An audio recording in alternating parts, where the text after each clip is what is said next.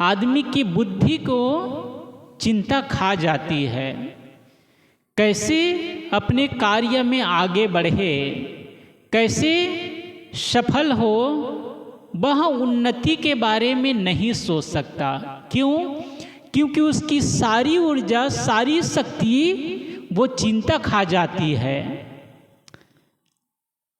जैसे किसी छोटे से पौधे में कीड़े लग जाते हैं तो उसकी जो विकास की शक्ति है, उसकी जो वृद्धि है, वो क्षीण हो जाती है। वो पौधा बढ़ता नहीं और न ही फलता फूलता है। क्यों? क्योंकि उसके अंदर, उसकी जड़ में कीड़े लग गए हैं, जिससे उसकी वृद्धि, उसके विकास को वो रोक देता है, क्योंकि कीड़े उसको खा जाता है।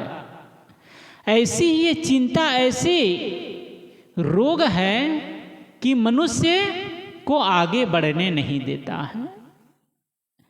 आदमी के मन में तमाम प्रकार के चिंताएं रहती है, घर परिवार, कामकाज को लेकर, बच्चों को लेकर, और वही सोचते सोचते आदमी की जो शक्ति है, विकास करने की शक्ति है, वह ऐसे ही सुप्त होकर रह जाती है।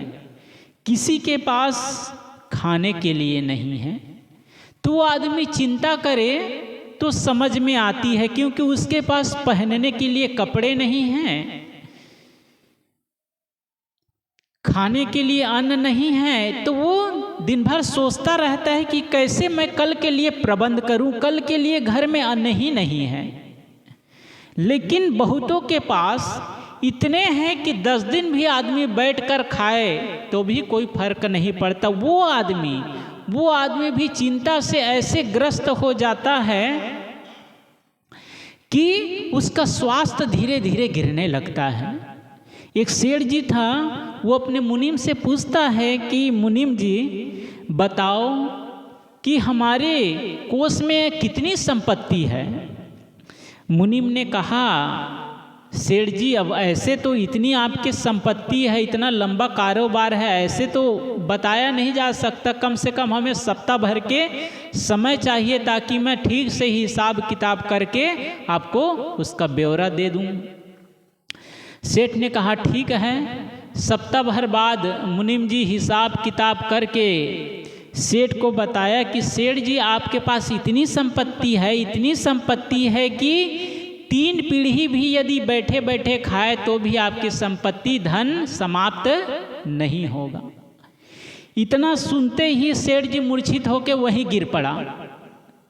मुनीम जी सोचने लगे, इतनी अच्छी खुशखबरी मैं सुनाया सेठ जी को और ये कैसे मूर्छित होकर गिर पड़े, पानी छिड़का गया तो होश आया उसे। मुनीम ने कहा, सेठ जी क्या बात है, आपको इतनी अच्छी खुशखबरी सुनाया कि आपके 3 पीढ़ी बैठे बैठे खाए तो भी आपकी संपत्ति समाप्त नहीं होगी, इतनी आपके पास संपत्ति है। सेठ ने कहा, अरे मुनीम, मैं ये सोचने लगा कि 4थी पीढ़ी मेरी क्या खाएगी, इसीलिए मैं अचेत हो गया। अब आदमी को समझ में आता है कि उसका बेटा है, उतना तो कमा ही लेना चाहिए कि हमारे बच्चों के काम आ जाए, आपके बच्चों के काम आ जाए। अब जो वो आपके पोता है उसके बारे में उसके पिता सोचेगा कि आप ही को चिंता पड़ी है, और पोता नहीं पर पोता तक के उसके पास इतनी संपत्ति है। अब पर पोते के और क्या क्या, अब और जो लंबा लिस्ट है उसके लिए भी आदमी चिंता करे। अब इतने जो 3 पीढ़ी होगी तो वो लोग भी तो कमाएगा, वो लोग को भी तो अपने बाल बच्चों की चिंता रहेगा। तो सब चिंता उसी सेठ जी को। अब इतना भार आदमी लेकर कहीं चलेगा तो ठीक से जी पाएगा, रात में सोएगा तो नींद भी नहीं आएगा। आदमी व्यर्थ की इतनी चिंता करता। सदगुरु कबीर कहता है, चिंता से चतुराई घटे, उसके विवेक की शक्ति, उसके विचार करने की शक्ति, उसके विकास करने की शक्ति अवरुद्ध हो जाती है, रुक जाती है, क्योंकि सारी शक्ति नकारात्मक चीज़ों में, वो सोच विचार, गलत सोच विचार करने में समाप्त हो जाती है। ऐसे ही आदमी के जीवन में इतने उथल पुथल है, इतने आपाधापी है, इतने भाग दौड़ है, अपने ही जीवन को ठीक से जी ले वो पर्याप्त है। लेकिन अपना जीवन के बारे में आदमी नहीं सोचता है, अपने बाल बच्चे और पोता नाते और पता नहीं कितने के बारे में सोच सोच करके दुखी होता है। ये कोई बाहर का दुख नहीं, ये अपने मन का दुख है, अपना बनाया दुख है, बेवजह दुख है। सदगुरु कबीर कहते हैं चिंता से चतुराई घटे, सोच से घटे शरीर। और आदमी सोच गलत सोचते सोचते उसका शरीर के विकास रुक जाता है।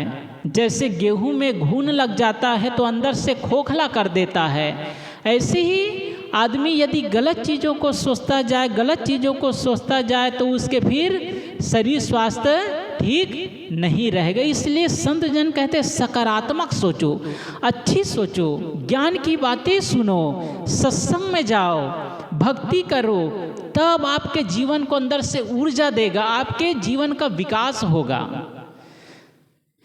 नहीं तो जहाँ भी जाते हैं आदमी वहाँ नकारात्मक बातें ही सुनने को मिलती है। मंदिर में, संतों के पास, आश्रम में आने से वही ज्ञान की चर्चा सुनने को मिलती है। पाड़ा पड़ोस में चले जाइए, बस्ती में चले जाइए, वहाँ तो बस एक दूसरे की निंदा शिकायत, एक दूसरे से ईर्ष्या जलन, यही सब बातें चलती रहती है। सदगुरु कबीर कहते हैं सोच से घटे शरीर। अच्छी सोच रखो, अच्छा सोच रखो, गलत चीज़ों में मन को ना जाने दो। नदी है, नदी यदि अपनी धारा की ओर ना जाए तो धीरे धीरे वो सूख जाएगी नदी। उसको गलत दिशा में मोड़ दीजिए, बालू तरफ मोड़ दीजिए, मरुस्थल की तरफ मोड़ दीजिए, तो वो नदी धीरे धीरे सूख जाएगी। क्यों? क्योंकि उसकी दिशा गलत हो गई। जिस धारा में नदी बह रही है, जिस धारा के साथ में बह रही, यदि उसके साथ में बहती रहे तो वो समुद्र तक पहुंचेगी, और यदि उसके प्रवाह को रोक दिया जाए तो वो दूसरी दिशा में जाके नदी सूख जाएगी। ऐसे ही हम अपनी शक्ति को अच्छी दिशा में लगाते हैं तो फिर हम जीवन का विकास करते हैं, दिनों दिन हम आगे बढ़ते जाते हैं। और यदि गलत दिशा में लगाए, जैसे कोई रोड पर चलता है आदमी, तो यदि सबसे वो बच बच के चले तो अपनी मंजिल तक पहुंचेगा, और कहीं जाके किसी से टकरा जाए या कोई दूसरा आके टकरा जाए हम ही से, तो जहां हमको जाना है हम नहीं पहुंच पाएंगे, क्योंकि हम ही टकरा गए या दूसरा ही हमसे आके टकरा गया। हमको सबसे बच के चलना है, तब हम मंजिल तक पहुंचेंगे। ऐसे ही संसार में सब तरफ टकराने वाले हैं, सब तरफ आदमी को वो खींचने वाले हैं। सबसे बच बच कर जो चलता है, सदगुरु कबीर ने कहा काजर ही की कोटरी, काजर ही का कोट, तोंदीकारी ना भई रहे सो ओट ही ओट। काजर की बहुत बड़े कोटरी है, चारों तरफ काजल का ही कालिख लगा है, वहाँ से कोई बच के निकल जाए उसकी प्रशंसा है, उसकी बलिहारी है। नहीं तो जरा से असावधान हुए तो काजर कहीं कपड़े में, कहीं गाल में, कहीं शरीर में, कहीं पैर में कालिख लगा ही देगी।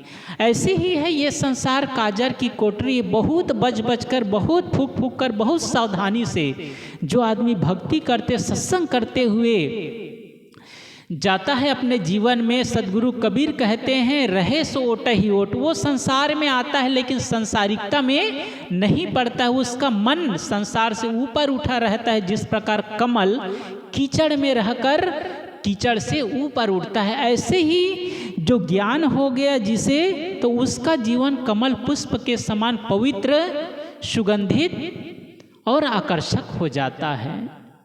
सदगुरु कबीर कहते हैं चिंता से चतुराई घटे, सोच से घटे शरीर। पंक्ति तो लंबा है, उतना भी टाइम नहीं। हम सबको चाहिए कि अच्छी सोच, अच्छे विचार को श्रवण करें, तब हमारा मन मस्तिष्क अच्छा रहेगा।